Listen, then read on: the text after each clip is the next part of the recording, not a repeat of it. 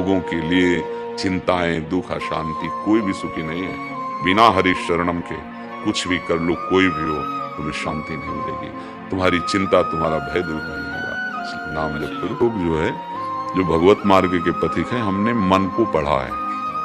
हम कोई डिग्री तो बाहरी प्राप्त नहीं की, जैसे PhD और डिग्री आपको दिखाएं। जीवन भर बाल्यावस्था से इसी को पढ़ा, इसी को देखा, हर एक हरकत इसकी देखिए, और गुरुजनों के प्रताप से किस युक्ति से इसकी हरकत को कैसे रोकना है। तब ये बहुत कठिन, मन को रोकना बहुत कठिन है नहीं।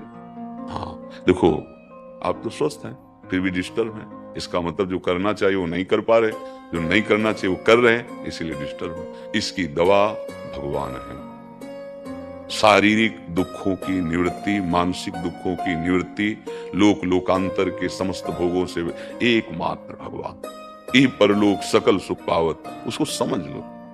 मतलब सब लोग समझ नहीं पा रहे हैं। थोड़े दिन जब के देखना, अगर अभी तुम्हें डॉक्टर बता दे तुम्हारी दोनों किडनी फेल, तो क्या हालत होगी? जानते हो क्या हालत होगी? मतलब जीना अच्छा लगेगा ना मरना अच्छा लगेगा।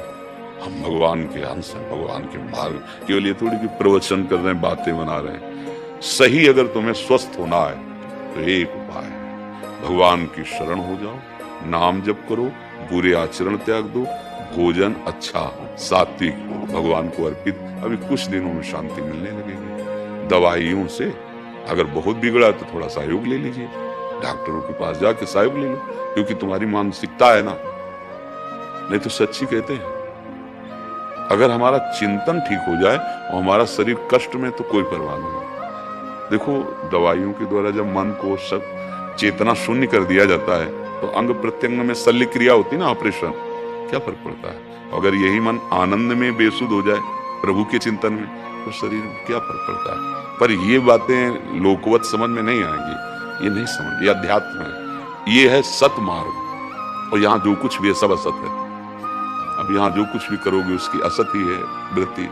हम आपको सबको बार बार ये कहते हैं, भूल नहीं, बख्शेंगे नहीं कर्म। हाँ, जो न्यायाधीश है, हरि शरणम हरि, वो माँ की तरह कृपा करे, वो बख्श देंगे। हम तो हम अभी पता चल जाए कैंसर हो गया, किडनी फेल हो गई, दिल तुम्हारा कमजोर हो गया, तो हालत क्या होगी आपकी? और ये सब होगा क्योंकि नासवान शरीर कोई ना कोई तो मृत्यु का कारण बनेगा। तो इतने बहादुर बन जाओ, पता चलना है कि इसको छीन लिया जाएगा तो पहले ही इससे राग खत्म कर दो। ए भैया ले जाओ, हरि शरणम, राधा राधा राधा।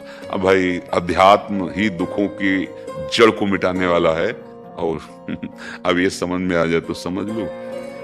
देखो, जब आप लोग अपनी जीवनी शक्ति का नाश करते हो, तो सबसे पहला प्रभाव उसका स्मृति पे पड़ता है, दूसरा प्रभाव मन पे पड़ता है। ब्रह्मचर्य, प्राण और मन तीनों एक कतारतम है।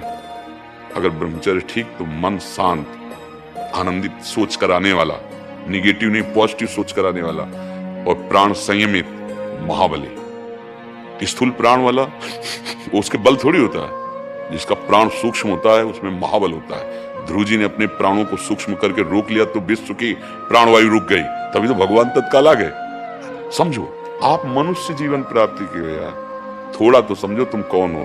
थोड़ी साधना में उतरो, भी तेजस्वी हो जाओगे।